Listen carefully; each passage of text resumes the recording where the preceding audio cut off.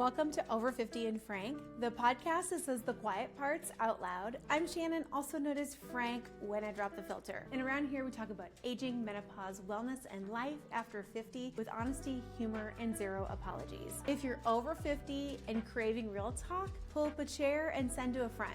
Today's episode is a little different from the ones we've been doing, and we had a lot of fun, and I'm actually thinking maybe this is the format going forward. I gathered a group of friends when we were on a vacation together, ranging in ages to 40 to 60, for an honest conversation about what happens when you move through life in different stages. We talk about friendships and how they change as you get older. We discuss love, long-term relationships, and what partnerships really look like after decades together. We share our thoughts on raising adult children, navigating empty nests, and finding freedom in the next chapter. There are plenty of laughs as we compare our officially old moments, the things we'll never be too old for, and the advice we'd give our younger selves if we had a chance. Most of all, this episode is a reminder that aging isn't about becoming less, it's about becoming more of who we really are. If you've ever wondered whether you're the one thinking about these things, trust me, you're not. Let's get into it. So we range in age from 42 to 62. There's a lot of wisdom here, and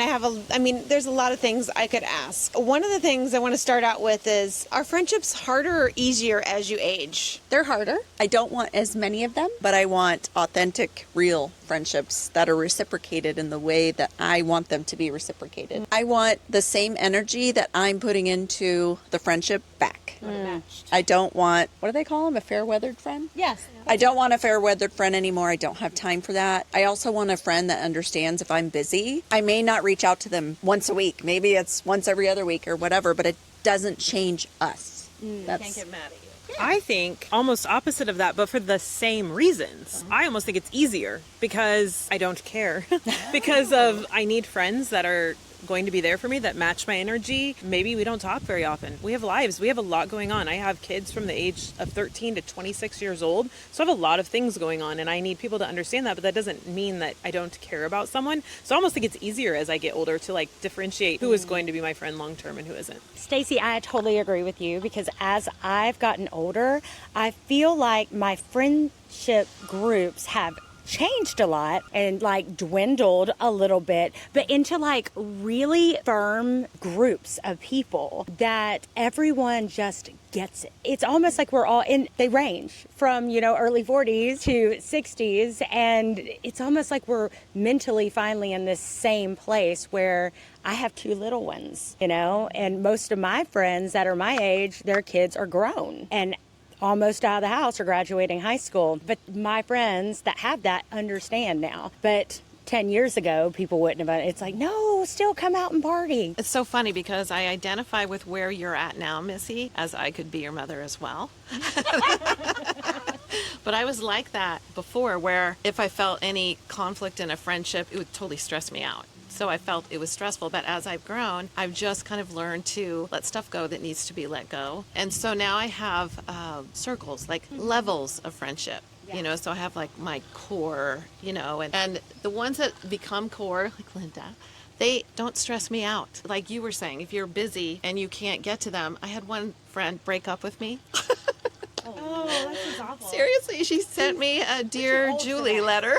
A Dear Julie. What are we in junior high? It was a high school friend that I had reacquainted with, and I was so busy. I had so much going on. She didn't. And she got mad because she said I could at least give her 5 minutes every single day on the phone. Oh, and I literally could not. And here's the other thing. It was not 5 minutes. It was never 5 minutes. It's never 5 minutes. And so, gave me a little stomach ache for a minute. And then I just blessed and released her. Mm-hmm. I said, well, I'm so sorry you feel that way. This is what I've got to give. So if it doesn't work for you, it doesn't work for you. And it just gets easier. There's nothing worse than a friend who says, hey, do you have 5 minutes? And then it's 25 minutes? 25, an hour. I just find that so rude and disrespectful. So I think it's gotten easier, and it's really more about me, not other people, because I've gotten better at getting toxic people out of my life. I've gotten really good at cutting people. I can cut somebody out of my life like that.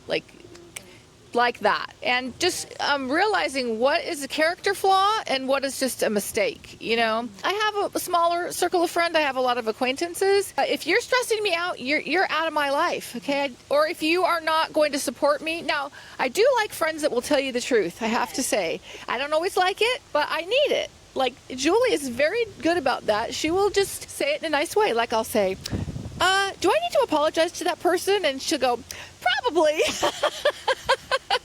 Well, That harsh.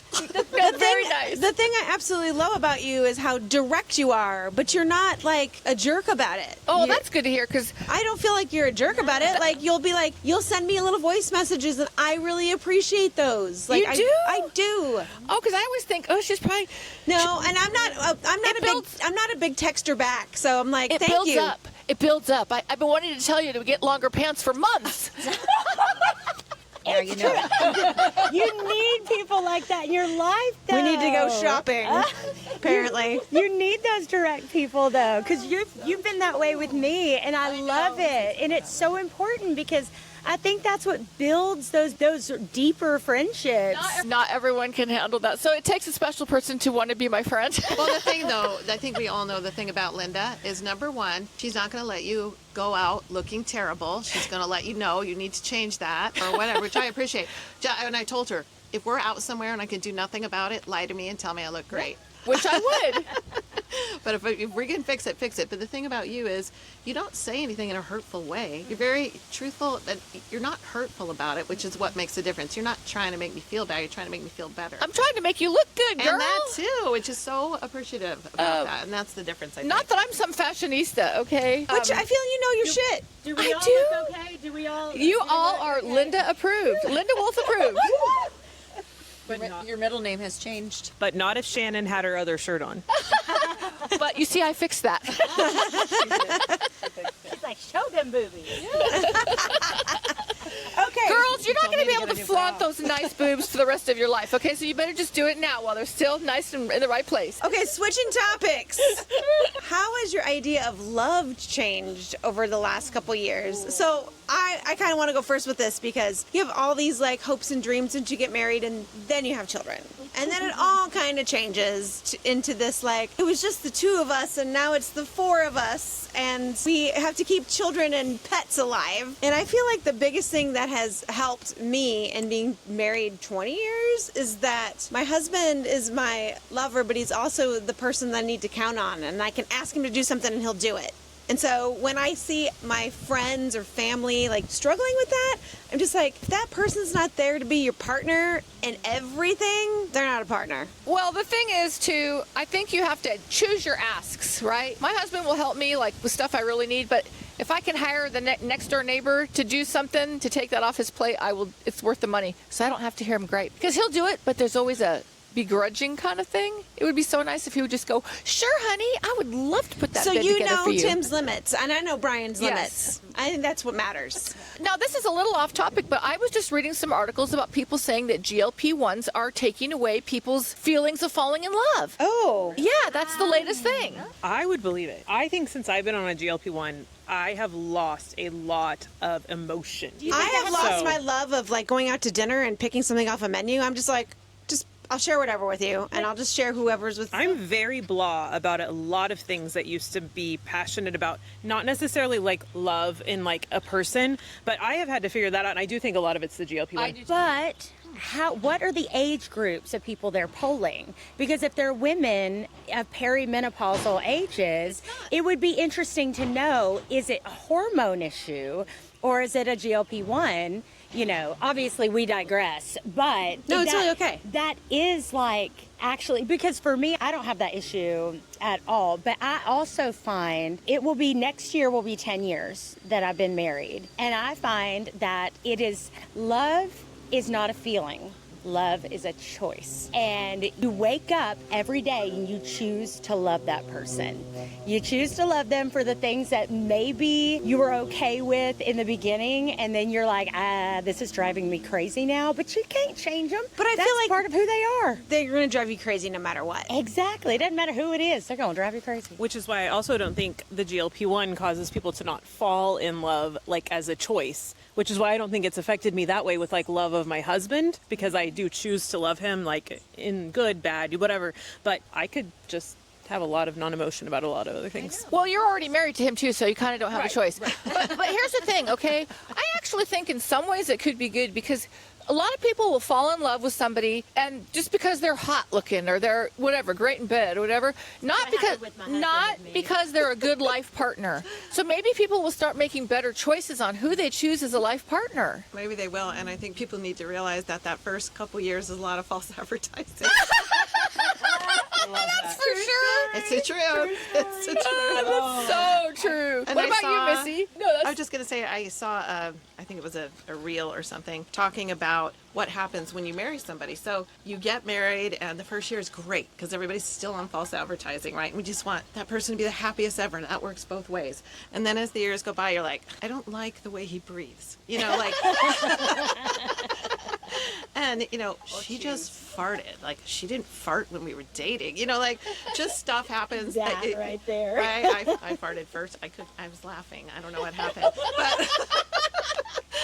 But then he said, like, year 3, you start to have challenges, generally speaking, because you have to realize you're coming from 2 separate upbringings, and you're trying to blend into a new family. And that is, I think if people understood that, they would probably be nicer to each other. And either not get annoyed as easily or get over it quicker. And that's the thing I've noticed being married 35 years is in the beginning we could stay mad longer, and now we get like annoyed and then we're like, "Ugh, whatever." Us too. We get over it quick. So were you speaking about love with your mate or like in general? In general. Because I feel like my love over, like as I'm getting older, has changed even like with my children, because obviously they needed me so much when they were little, and it was like the dependency, that type of love was very different than the love that I'm having to choose to have or get to have with my adult children is so neat and so fun. And then watching my 2 teenagers, I don't know, I feel like I almost have more room for love now that I don't have the little children taking up all that energy and space in my brain and my mind. And so I think my capacity for love of my family has just changed a lot as I've gotten older, because I have more of myself to give, because I'm not constantly changing diapers and spanking and So and all there's that. hope for me. I mean, I think so. I mean, yeah. I mean, I'm watching my son graduate high school in 2 weeks, and I can't believe he's an adult. He'll be an adult like this month, and I'm just kind of like, it's gut wrenching, because I remember it just felt like yesterday I brought him home, and now he's driving away and going to college, and it's just different. As somebody who's already been through the empty nest process, your relationship with your kids can even be better. Like, people are so sad when their kids leave home, but oh my gosh, like, I have the best relationship with my kids now, way better than I did when they were living under my roof. I was telling them what to do. They didn't like it. You know, the one advice that I could give people, if you want to have a good relationship with your adult children, is don't go over there and criticize their house, and don't tell them how to spend their money. If they ask you, give your advice. If they don't ask you, zip it, because you're going to have a much better relationship with your kids if you let them make their own decisions. It's so true. And one of the things my mom used to always say, although I'm sure she wasn't referring to me, she would say, right about the time your kids are going to move out, God makes it so you can't stand them, so it's easier. It's like before you go on a trip.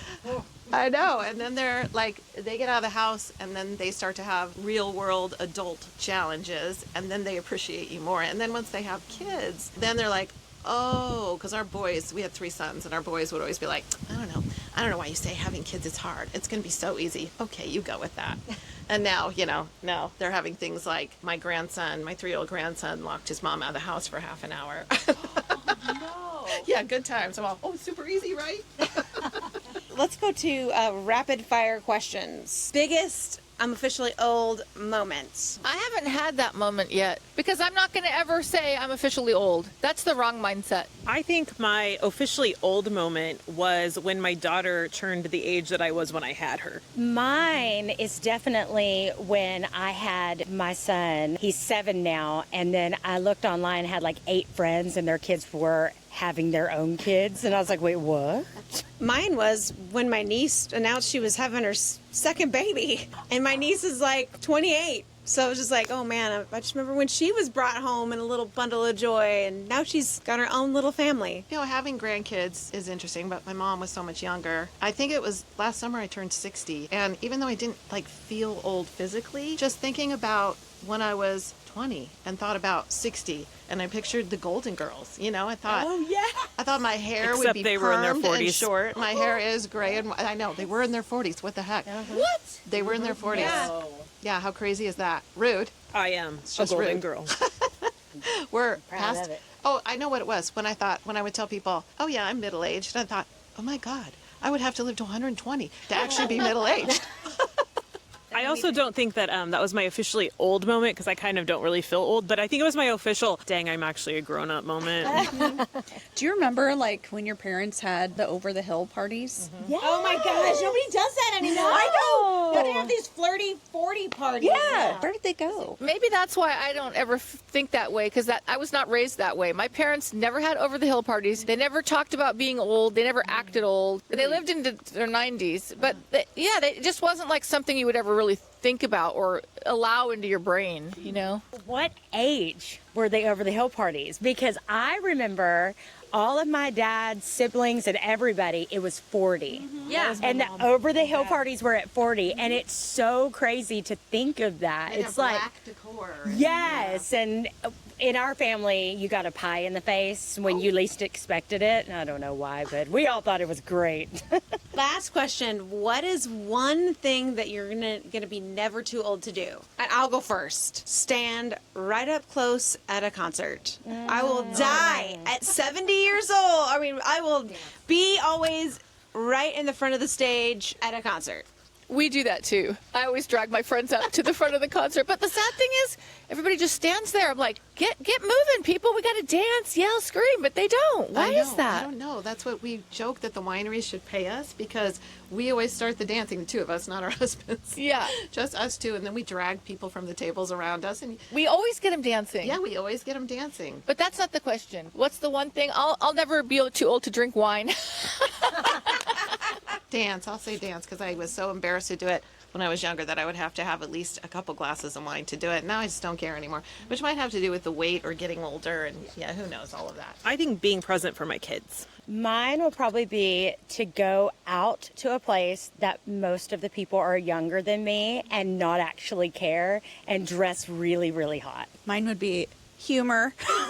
I'm never not going to try to make people laugh. You do it so well. Natural. Well, I loved having this conversation. Anything you guys want to add, or? This is the best podcast ever.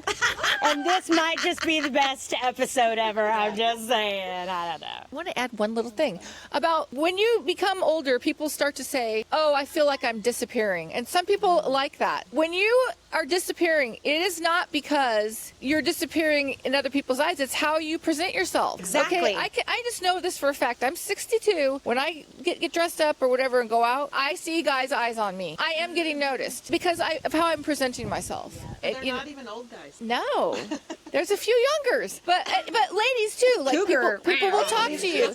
No, but like people will talk to you or look you in the eye. You know, and that's one thing that's been so great about the weight loss is now I'm having fun wearing clothes and looking nice, and I can feel good about myself. You know, So now you're getting the lesbians. Oh, yeah, for sure. Can I ask a question? the lesbians liked me when I was fat. I mean, That's true. same, That's true. same. Our more mature ladies, mature, is that what you said? Seasoned. To our seasoned women. If there's anything, like when you think back to in your 40s and even like early 50s, if there was anything that you could say to yourself differently, like, don't be so focused on whatever, or is there anything that you wish you would have done differently, like focus more on certain things? Wearing sunscreen. That's so funny. Mine would be, I was so self-conscious, worried that everybody was judging me. Now I realize, number one, people are mostly thinking about themselves and how they look. They're really not paying attention to me. And I think most people, if you're smiling and you make eye contact with people and you have a genuineness about you, they're rooting for you. And I did a training once in front of, 200 or 300 people, and I killed it. I did so good. Everybody was clapping, laughing. As I walked off the stage, my feet got caught in the microphone. And you fell. I fell for like 15 feet. And I could hear everyone. And then and my friend's husband goes, you were doing the full-on airplane up there, like I was all. And once you do something embarrassing like that, the only more embarrassing thing was if I had not been wearing pants and had been wearing a dress. Thank God I was wearing pants. But after you do that, you just realize everybody's just cheering for you. They didn't want me to fall. Maybe they're entertained by it, but you just realize eyes are not on you like you think they are. And so you don't care as much. You don't care if you make mistakes as much. And you just know you're doing your best. Just not be so hard. I wouldn't be so hard on myself. One great thing about being on social media and making videos is I just don't care anymore. Like I feel free. Exactly. I feel free. I can go film in public. I don't care. I can make my TikToks. I don't care who sees it. You know, I'm at the top of Cringe Mountain. I learned that term from you, Shannon, and I love that term, Cringe Mountain. You got to climb it. There's freedom at the top. And here's the thing. Cha-ching. Yes, there's money at the top, but there's a small amount of people that are going to be willing to climb it. All these people that are going to say like, oh my God, I want to go viral on TikTok and I want to do this on TikTok. But there's going to be so many more people saying that are actually going to do it. One thing I really like to do on TikTok is to encourage people, like to give back. There's this lady, for like 300 days, she would just post her picture and smile. I'm like, come on, girl, when are we going to hear you talk? You can do it, you know, and now she's talking. But, you know, it's really nice to encourage people who are feeling so shy. I love doing that. All right, girl. I love your podcast. Thank you. Thanks so much for listening to Over 50 and Frank. If today's conversation resonated with you, I'd love it if you'd follow the show, leave a review, or share this episode with a friend who needs to hear it. You can find links, resources, and everything we talked about in the show notes. I'm Shannon, and I'll be back next week with more candid conversations about style, wellness, and life after 50.